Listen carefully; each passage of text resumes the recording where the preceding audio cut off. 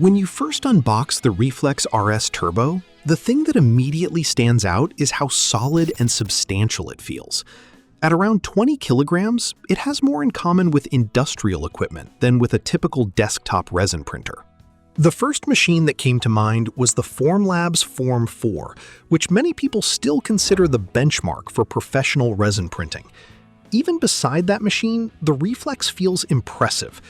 The Z-axis uses a C5 grade module that keeps everything stable and helps eliminate unwanted movement during printing. As a result, layer lines are extremely difficult to spot. The amber display is protected by its own cooling system, and the overall construction gives the impression that the printer was designed to run day and night for long periods without wearing itself out.